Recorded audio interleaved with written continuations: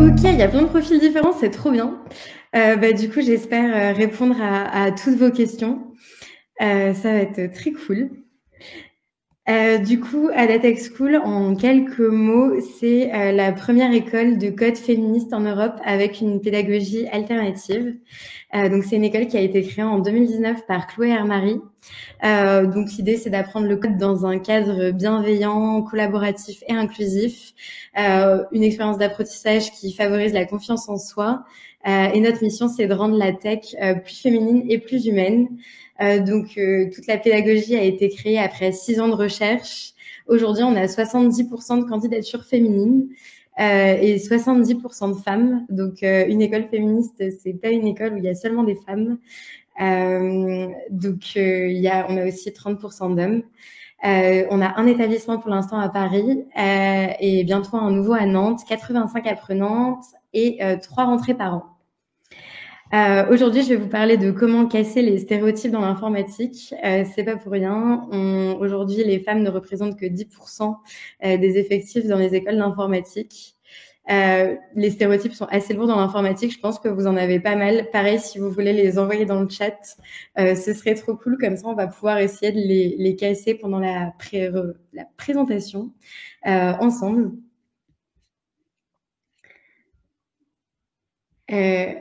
Du coup, je sais pas si vous voulez. Le temps qu'il réponde. Ça marche.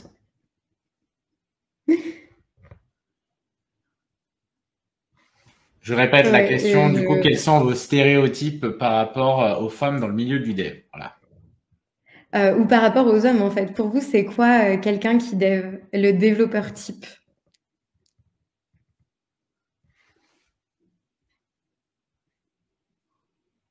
Tu veux que je te lise Fan la de jeux question? vidéo, ouais. Tu veux que je te lise un peu les réponses? Ouais, je veux bien si tu peux. Alors, il faut être fort en maths pour faire du dev. Il faut être un geek, un fan de jeux vidéo. Ouais, geek Voilà, à un lunettes, geek. fan de jeux vidéo. Il faut être barbu, cheveux longs, pas très propres. Il faut savoir réparer les ordinateurs. Il faut être bien en maths. Graven égale cheveux longs égale fille égale nul en code. Pardon? Alors, time out. Bon, on est là pour casser les stéréotypes dans l'informatique, pas Graven, si possible.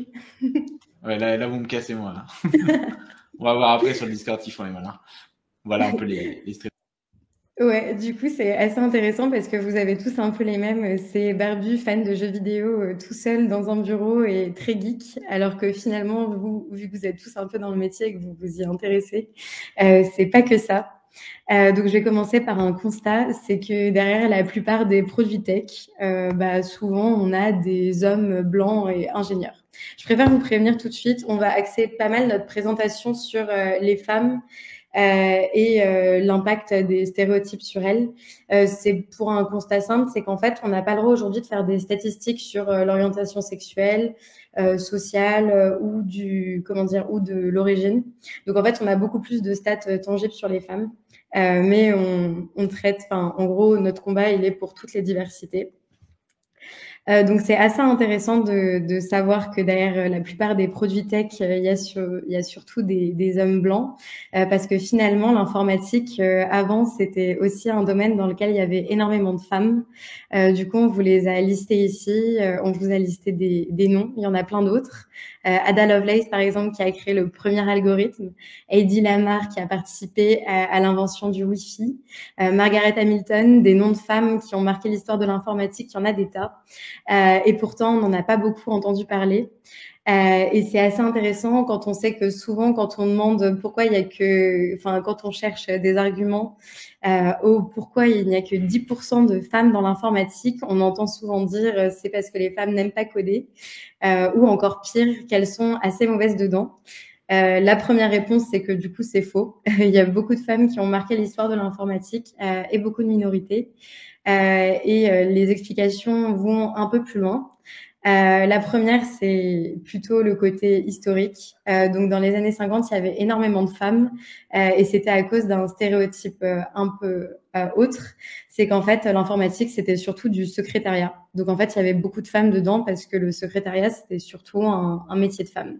Finalement l'informatique c'est devenu un métier qui crée énormément de valeur et du coup la part des hommes à l'intérieur a grandi et la part des femmes à l'intérieur s'est réduite.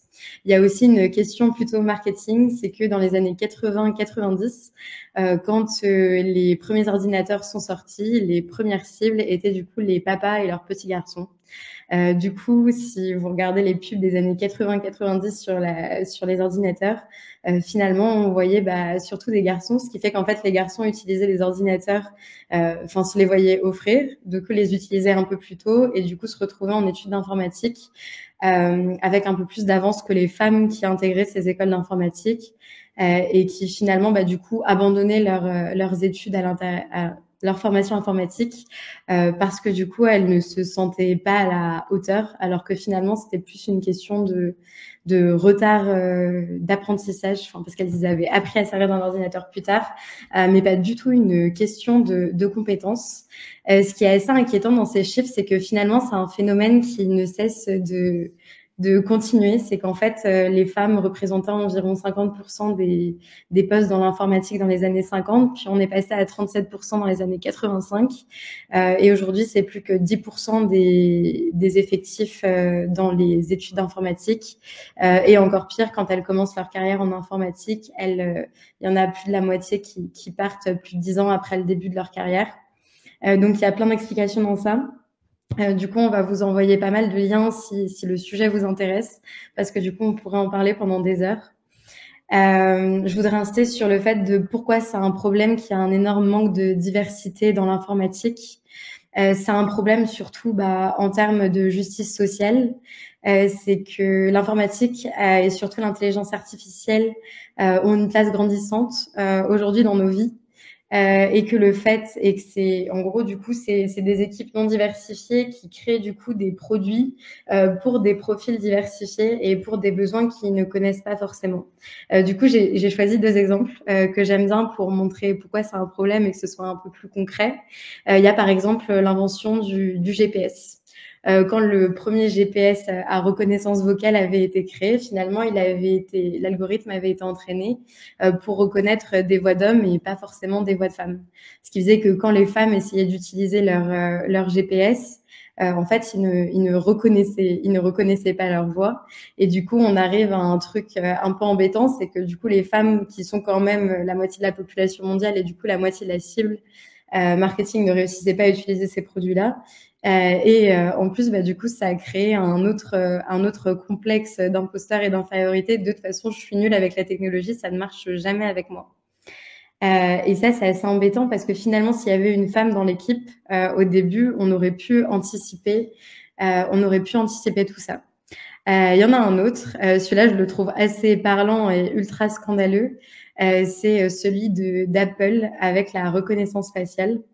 En fait, quand ils ont lancé au début la reconnaissance faciale pour déverrouiller son téléphone en face de soi, le truc était assez bien fait. En fait, l'idée, c'était que ton téléphone ne pouvait pas se déverrouiller si c'était fatigué ou en état d'ébriété.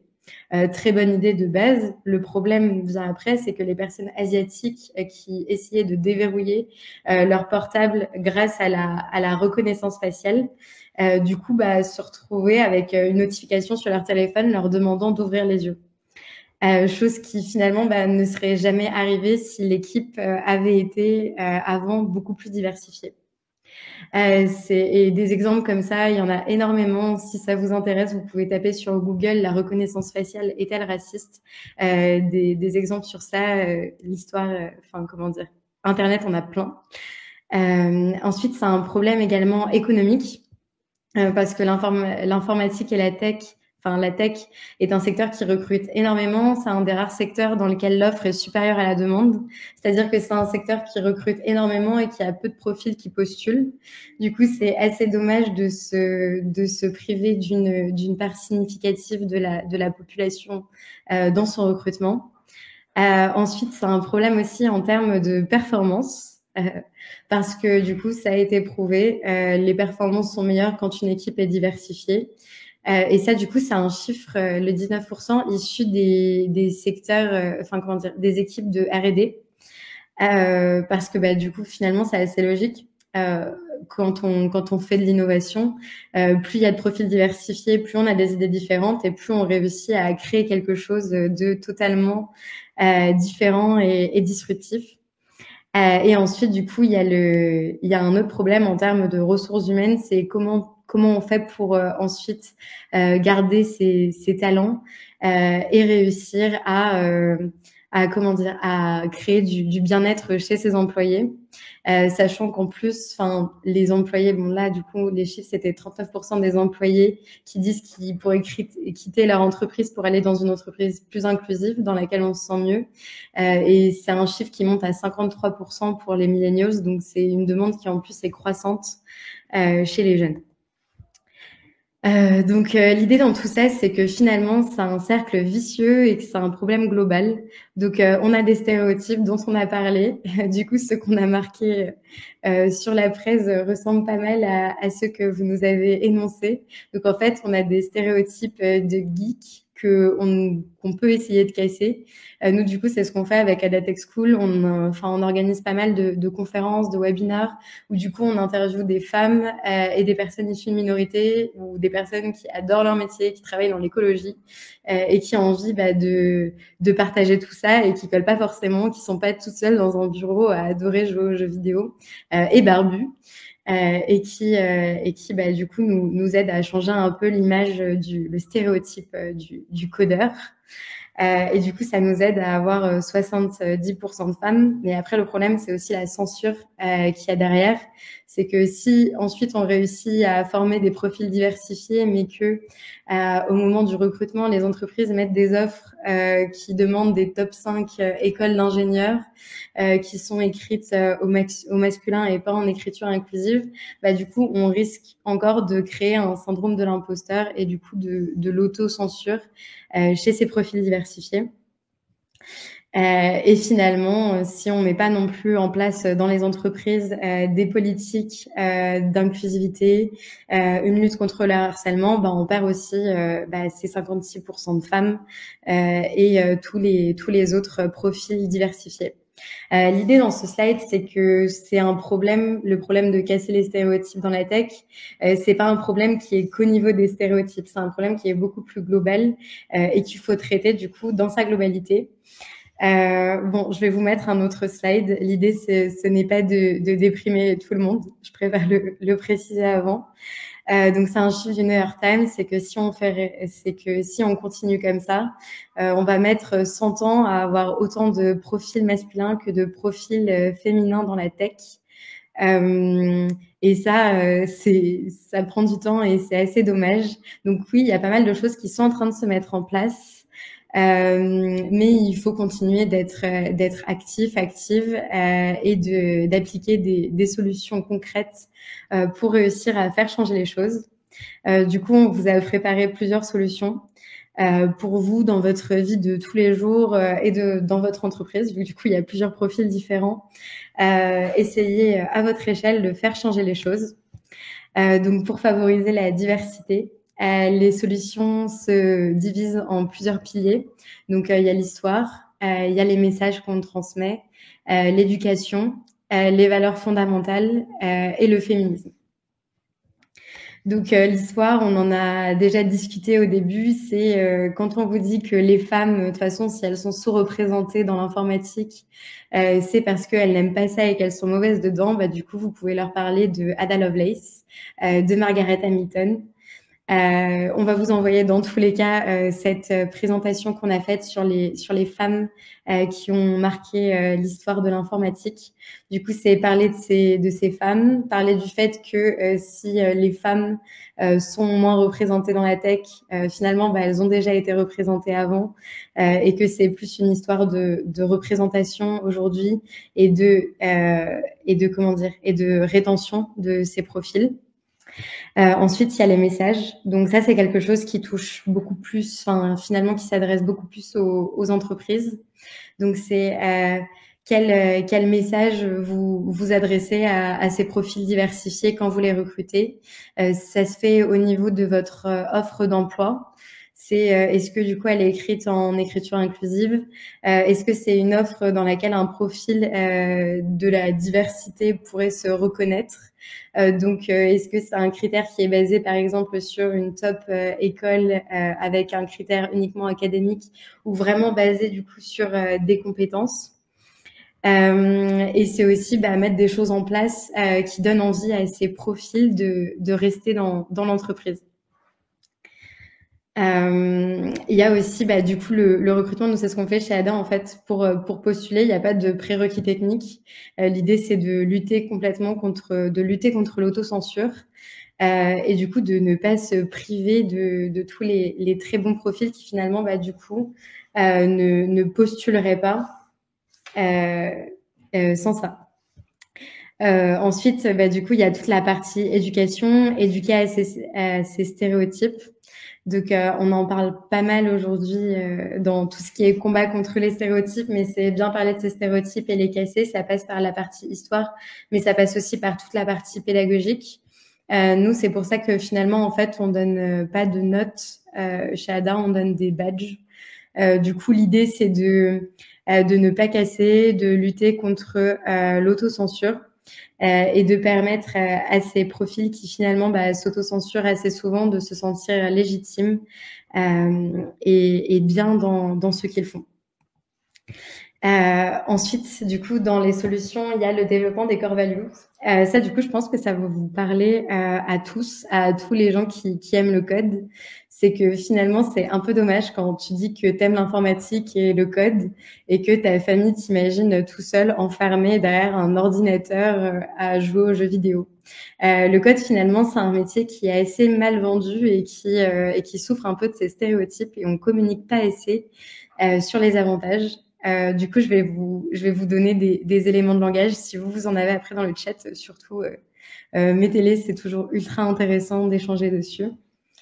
Le premier, c'est le côté créatif du code. C'est que on part d'une feuille blanche et que finalement, on réussit à créer quelque chose. Au début, on s'entraîne, on bosse des gammes, un peu comme en musique. Et finalement, à la fin, on se lance et on réussit à créer un morceau ou une œuvre d'art. Donc, c'est un métier ultra créatif, contrairement à ce qu'on pourrait penser. Ensuite, il y a le côté communication. Non, c'est pas un métier solitaire. Nous, du coup, les élèves d'ADA, ils travaillent pas mal en pair programming sur des projets en collectif. C'est un métier qui se fait à plusieurs. On travaille aussi sur la transmissibilité du code. Donc, le fait que quelqu'un puisse réutiliser son code, ça, c'est de l'empathie et c'est réfléchir aux autres. Enfin, c'est penser aux autres. D'ailleurs, j'y pense, mais si ça vous intéresse, on organise un event avec le CEO de Promise prochainement qu'on peut vous envoyer, justement sur comment créer un code transmissible. Et sur le côté communication, il y a aussi le côté ultra intéressant où en fait le code finalement c'est un peu comme une langue vivante qu'on apprendrait. Au début, on apprend des langues, des éléments de langage. On apprend la programmation en tant que telle. Et ensuite, on travaille la syntaxe un peu comme on travaillerait la grammaire d'une langue. Ensuite, il y a tout le côté du coup création. Donc finalement, on est pas mal à chercher en ce moment un job qui a de l'impact. Et on pense à pas mal de métiers, mais pas toujours au code. Alors que le code, finalement, c'est un métier qui permet de répondre à une problématique. On part d'un problème et on essaye de le régler. Du coup, nous, on a pas mal d'entreprises partenaires, du coup, qui aident à résoudre ce genre de problème et qui sont des entreprises à impact et qui créent de l'impact via le code. Il y a par exemple Phoenix, l'appli anti-gaspi, Blablacar qui aide à réduire les émissions de CO2 grâce à une app qui permet le covoiturage. Et il y a également par exemple le Bon Coin qui permet d'échanger des meubles et qui permet du coup qui a permis l'évolution du commerce de seconde main. finalement, le code, on n'y pense pas, mais c'est un métier qui est énormément créateur de valeur et ça, c'est pour ça il faut le crier autour de soi et ne pas hésiter à le dire. Ensuite, il y a un autre pilier qui du coup est la communication. Donc ça va être comment tu communiques autour de ton code. Donc voilà, ça on en a pas mal parlé. Et ensuite il y a du coup donc oui, le côté communication, donc ensemble. Et ensuite le côté mise en contexte. Le code, c'est quelque chose qui permet de créer de la valeur et qui est hyper important aujourd'hui. Donc ne pas hésiter à insister sur ce point. Après, bon, ça, du coup, on revient un peu vers le côté entreprise, c'est toute la culture qu'on va mettre en entreprise. Donc ça, il n'y a pas vraiment de mode d'emploi vu qu'on travaille avec de l'humain. Ce que je pourrais dire, c'est que du coup, ce qui marche assez bien chez Adatech School, c'est le fait d'insister sur l'écoute et la bienveillance pour du coup permettre à ces profils diversifiés qui n'ont pas forcément des besoins qu'on peut anticiper de les communiquer et de créer ensemble une culture d'entreprise beaucoup plus humaine.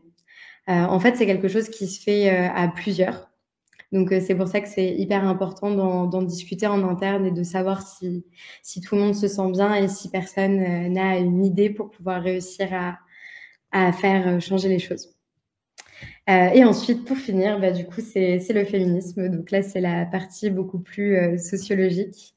Donc, c'est féminisme dans l'idée égalité entre les hommes et les femmes, égalité de tous.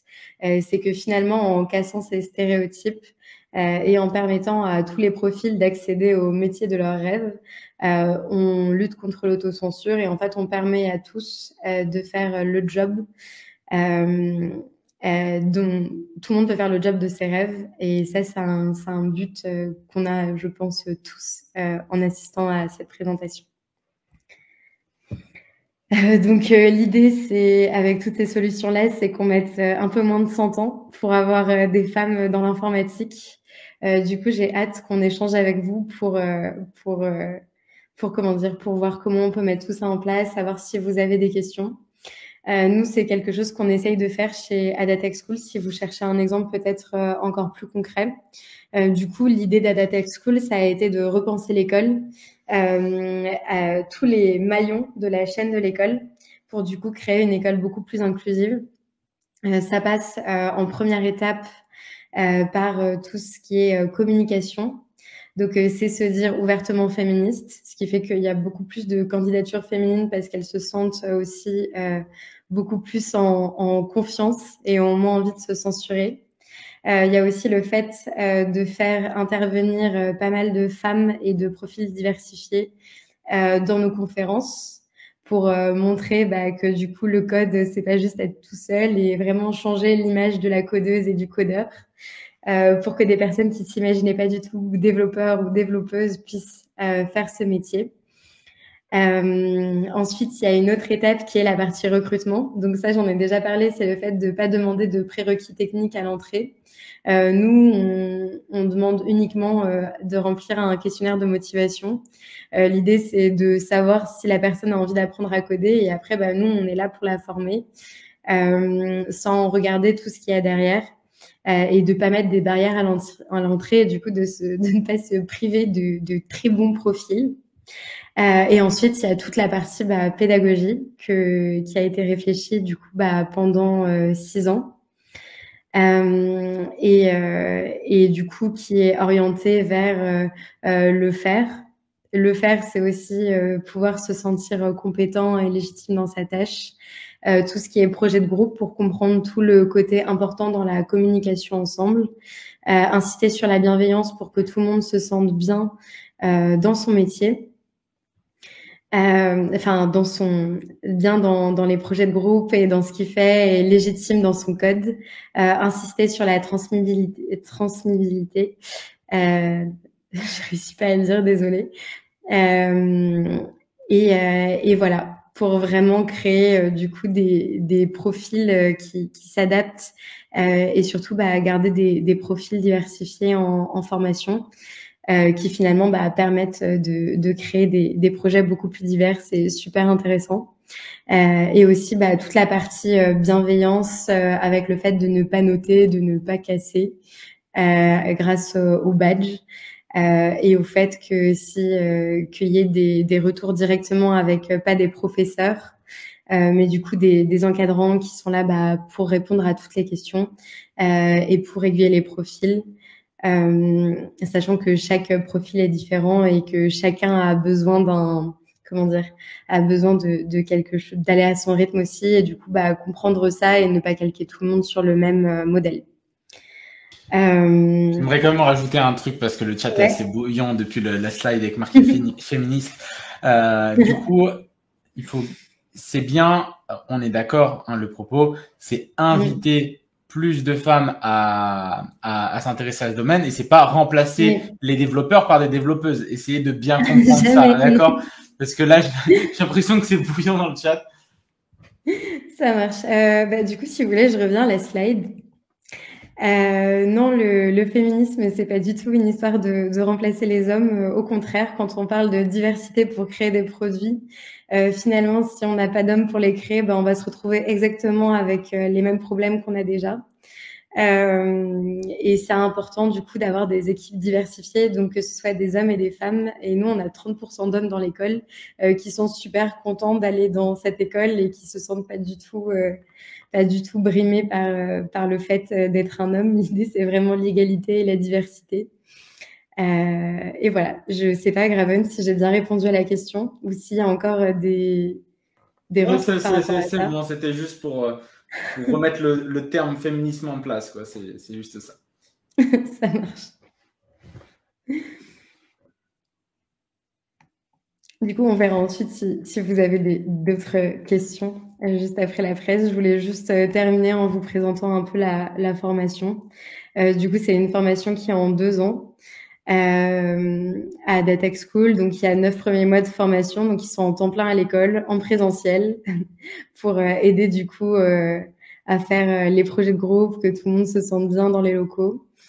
Donc pendant ces 9 mois de formation, vous voyez du coup, vous avez une formation généraliste en code. Et ensuite, la deuxième année se fait avec 12 mois d'apprentissage, avec 4 jours en entreprise et 1 jour à l'école. Du coup, on a dialogué avec les entreprises, avec nos entreprises partenaires, pour trouver un format qui leur convienne, enfin le format qui leur convienne le mieux. Et du coup, 4 jours en entreprise et 1 jour à l'école, ça vous permet de vous intégrer dans les équipes, de discuter avec elles, et du coup de vous sentir bien là-bas. Et du coup, à la fin de la formation, vous obtenez un titre RNCP niveau 6, donc niveau licence de concepteur développeur d'application. Merci beaucoup en tout cas pour cette présentation. J'ai vu que le chat avait été super animé. Du coup, il y a Claire du coup qui dirige l'équipe marketing de la Tech School, qui va me rejoindre pour m'aider à répondre à toutes ces questions. J'espère en tout cas que ça vous a plu et que ça a été assez clair pour vous.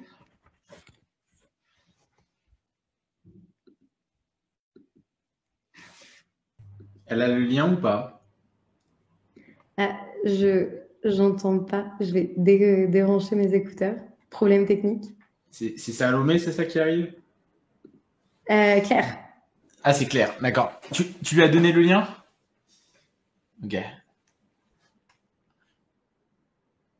On n'entend plus rien. Ah, elle est là, c'est bon.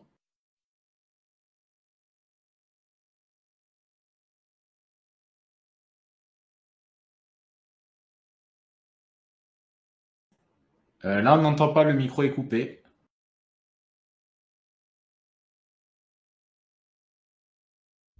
Ah, c'est bon. Alors, pour prendre les questions dans l'ordre, Ah oui, il y en avait vraiment pas mal. Bon courage avec le chat. Bon, vous avez vu, j'étais déjà en train de répondre au fur et à mesure. Alors, quel est le taux d'embauche après une formation chez vous, du coup? Les femmes arrivent-elles à être plus facilement embauchées? Du coup, le taux d'embauche, c'est une très bonne question, Inès, parce que ça nous permet de dire qu'on a 100% de femmes et hommes embauchés au bout des 2 ans chez Adadex School en CDI. Donc, Adadex School, ça a été fondé en octobre 2019. Donc là, c'est la première promo qui est sortie. Et il y a eu 100% de CDI. On note pas, du coup, comme c'est 100%, on note pas spécialement de différence homme-femme. On sait au niveau des entreprises partenaires qu'il y en a qui nous contactent spécialement pour le fait que on forme des femmes parce qu'ils ont envie d'avoir des équipes plus diversifiées. Mais nous, on recommande les profils aussi bien hommes que femmes sans faire de différence. Après, je pense honnêtement que c'est un atout d'être une femme dans le dev aujourd'hui et que si vous êtes femme dev, je pense que vous allez avoir beaucoup de chasse sur LinkedIn ou autre. Est-ce qu'il y avait d'autres choses? 8 000 € la formation, pour info aussi, c'est bon de le préciser. Fab, oui, on s'en cache pas du tout. Donc nous, c'est 8 000 € la première année chez Adatex School et la seconde année est financée en alternance par du coup l'entreprise qui vous embauche. Je crois que quelqu'un nous aidait à répondre à ça en faisant le calcul par rapport au bootcamp. En effet, si vous calculez par rapport à un bootcamp de 6 semaines à 3 600 €, finalement, nous, au prix par semaine, on n'est pas très cher.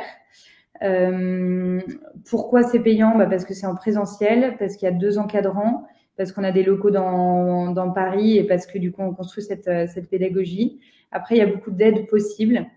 Notamment pour les différents profils, il y a des aides avec Pôle emploi, des aides avec l'AIRE, des aides du CPF pour ceux et celles qui souhaitent se reconvertir.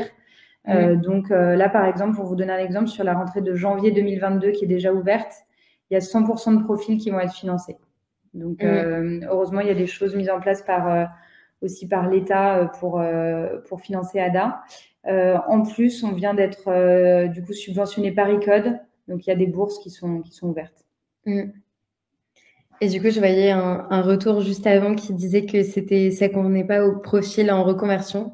Justement, on a pas mal de profils en reconversion. La moyenne d'âge chez Adatex School, c'est 28 ans. Donc, on est vraiment sur des profils assez diversifiés. Ouais, sur les profils, tu as raison de le souligner, Zoé, c'est hyper diversifié. Donc, il y a du post-bac, de la réorientation scolaire, des gens qui se sont trompés d'études et de la reconversion. Donc, moyenne d'âge de 28 ans, mais en fait, qui représente de 18 à 45. Donc, c'est aussi assez spécifique chez ADA d'être dans une école où il y a vraiment des gens de tout âge, de tout milieu. C'est des promos de 20 à 30 personnes et au niveau de la diversité, il suffit de venir dans l'école pour voir qu'elle est là, quoi. Alors, Zoé, les stats montrent que des femmes ont tendance à faire plus d'études que les hommes. On peut se dire que ce qui est problématique, c'est l'accès à l'emploi ou les expériences en entreprise, non? Oui, en effet. Du coup, nous, c'est pour ça aussi qu'on pousse le développement pour les femmes. C'est que c'est un secteur où c'est très professionnalisant très vite, où on peut être embauché très vite chez nous au bout de 2 ans. Donc, il n'y a pas de raison que ça soit accessible que pour les hommes. Combien y a-t-il d'apprenants par session, Micheline? Donc, maintenant, on est de 20 à 30 par session avec 3 rentrées par an. Prochaine rentrée en janvier et les suivantes en mai et octobre. Je réponds peut-être à... Il y avait... alors, on a perdu... Quelqu'un qui disait avec 30% d'hommes, est-ce qu'on se sent bien dans l'école? En vrai, c'est dommage, on aurait dû les faire venir. Ils sont pas martyrisés, vous en faites pas. Ils ont l'air super contents. Ils sont épanouis. Ils ont choisi une école où il y a marqué féministe dessus. Et ils en sont fiers. Et j'ai écrit moi-même un article sur peut-on être un homme féministe? La réponse est oui. Si on considère que le féminisme, c'est de promouvoir l'égalité homme-femme, il y a même des choses à gagner pour les hommes d'avoir plus d'égalité homme-femme.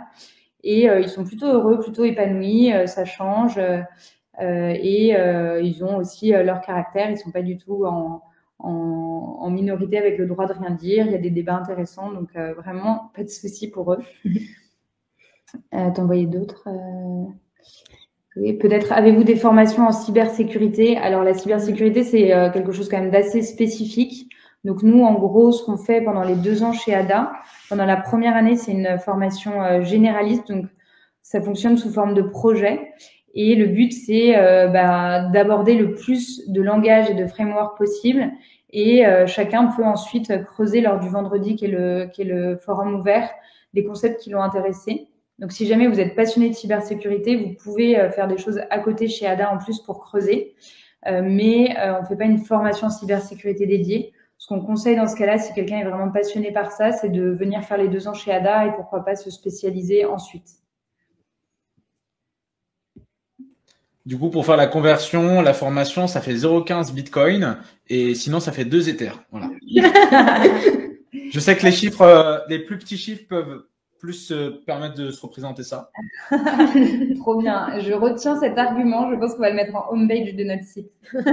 Merci, Graven.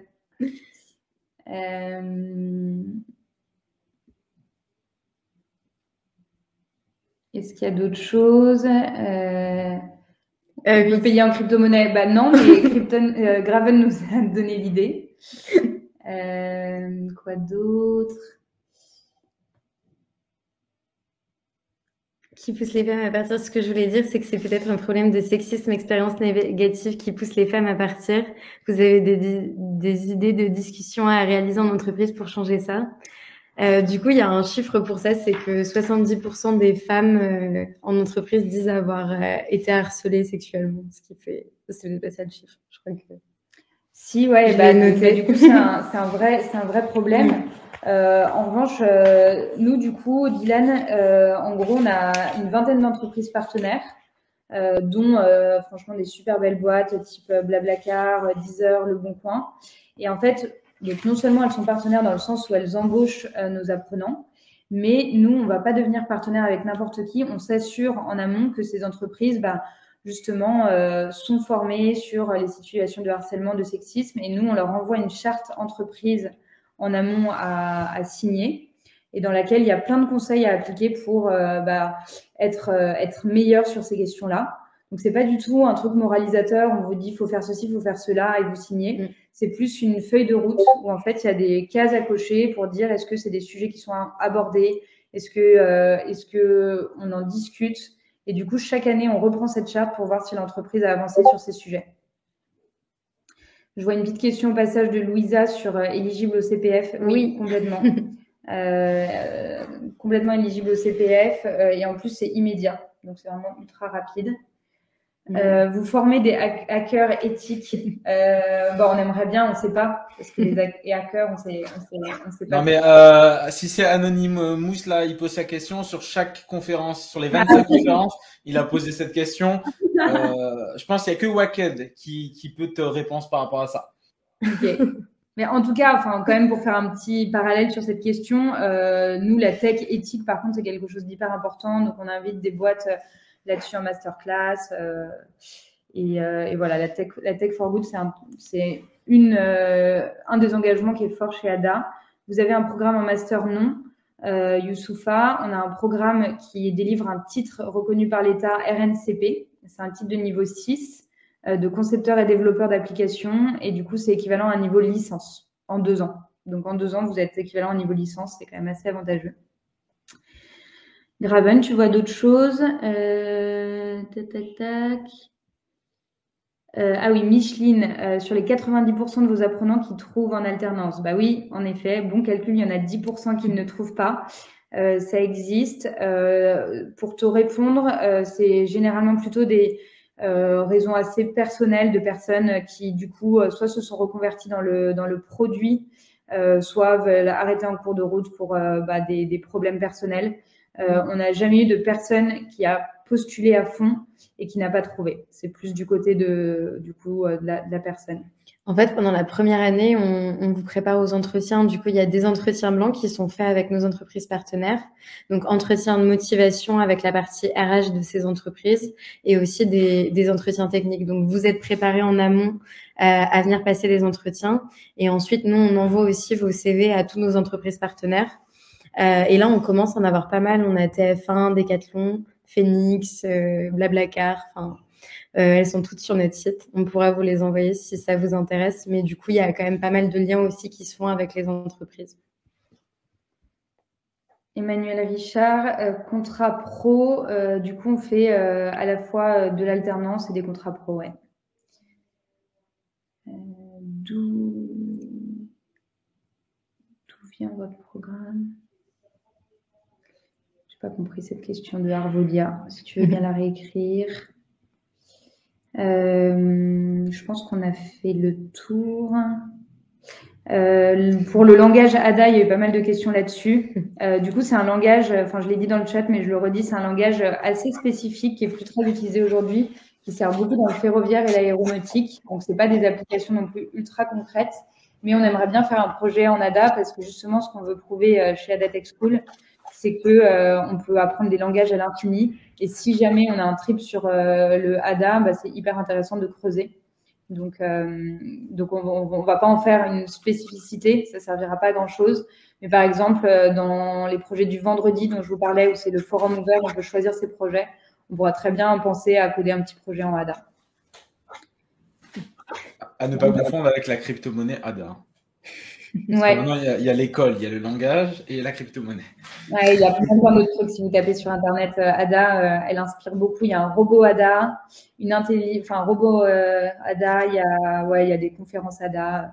Des personnages de jeux vidéo qui s'appellent ADA aussi. Oui, aussi. Vous prévoyez des séjours dans des entreprises? J'ai pas très bien compris. C'est genre visite d'entreprise et. Ouais. Bah, on en a une bientôt là chez Blablacar pour les élèves. C'est Blablacar qui a proposé de venir. Enfin, que les élèves viennent chez eux. Vous avez encore 5 petites minutes, vous pouvez continuer à répondre, il n'y a pas de souci. Hein. D'accord. Bah, Micheline, très active. J'ai vu que vous apprenez à apprendre à programmer, pas à programmer dans un langage particulier. Est-ce que vous avez tout de même une fourchette de langage à nous indiquer? Ouais, on va t'envoyer la page cursus où tu vois tous les langages. En gros, nous, comment on procède pour choisir ces langages? En fait, c'est grâce à nos encadrants. Donc, les encadrants, c'est des personnes qui, et c'est très important chez ADA, c'est des profs, mais version ADA, qui travaillent. On veut en fait qu'ils soient pas à plein temps chez ADA Tech School, mais qui gardent une activité à côté. Comme ça, ils sont hyper au courant de ce qu'ils font. Et c'est eux, donc nous, on a un programme, mais c'est eux qui font les projets au fur et à mesure. Donc, du coup, c'est eux aussi qui définissent les langages. Et comme ça, bah, comme ils sont dans le monde professionnel, ils savent aussi les langages qui sont les plus utilisés. Donc, sur les langages, pour donner des exemples, on a Python, JavaScript. On commence par du C, C++, Ruby. Alors là, quand on fait Ruby, tout le monde devient fou. Les gens sont trop contents. Voilà. Et puis Salomé complète. Et je voulais dire un truc sur les langages. Voilà. Et si quelqu'un a envie de creuser un langage, il peut, quoi. C'est aussi, il peut soumettre à l'encadrant un langage qu'il a envie de creuser. On a aussi 2 encadrants qui sont mobiles, donc sont iOS. On a eu aussi un atelier de code sur Android. Donc, Anna, je savais pas que tu étais là. Donc Anna, qui est chez Palo IT, qui est justement une de nos entreprises partenaires. Et du coup, les entreprises partenaires s'engagent à embaucher des alternantes. J'avais vu, travaillez-vous avec l'API de Discord? Non, Ziggy, mais typiquement, là, dans la nouvelle promo d'octobre, il y en a plusieurs qui sont ultra actifs sur Discord. Et ça pourrait être, en fait, c'est ça qui est intéressant chez ADA, c'est que si tu es passionné par quelque chose, bah, tu le soumets en forum ouvert en début de journée. Des personnes intéressées se greffent à ton projet et ça pourrait être un projet que tu fais pendant 1 mois tous les vendredis sur l'API de Discord. Et en vrai, hyper bonne idée, je pense que ça pourrait être intéressant. D'où vient votre programme d'éducation, c'est-à-dire la méthodologie d'enseignement, les modules? Ouais, alors ça, du coup, Zoé vous a dit, c'est 6 ans de recherche. Ça vient en grande partie de quelqu'un qui s'appelle Yannick François, qui a aussi été à l'origine de Saint-Pon. Et du coup, lui, c'est pas mal inspiré des méthodologies agiles, mais tout en mettant sa petite touche personnelle. Donc, c'est pour ça que grâce à lui, on a des rituels super forts chez ADA, genre la clôture en fin de journée où chacun exprime son ressenti. Parce que parfois, avoir codé toute la journée, avoir bugué sur un truc, c'est dur. On a un peu besoin de le faire sortir. c'est lui qui nous a mis en œuvre aussi les spectacles. Donc, c'est le fait au bout de 2 semaines de projet, tu parles de ton code. Donc, tu montres ton code, tu dis là où tu as galéré, tu donnes les tips pour éviter de galérer comme toi. Donc, c'est une présentation. Il a mis aussi, donc ça, c'est pas lui qui l'a inventé, mais à la fin de chaque projet, on fait une rétro pour suivre les méthodologies agiles. Donc ça, c'est toutes les méthodos qu'on a fondées, qui s'inspirent à la fois de Agile, de Montessori aussi, avec le fait d'avoir différents niveaux de difficulté par projet, le fait d'avoir de l'entraide en groupe. Et ensuite, sur le contenu pédagogique en tant que tel, comme je disais, c'est vraiment les encadrants qui le conçoivent. Donc, c'est vraiment des professionnels du secteur.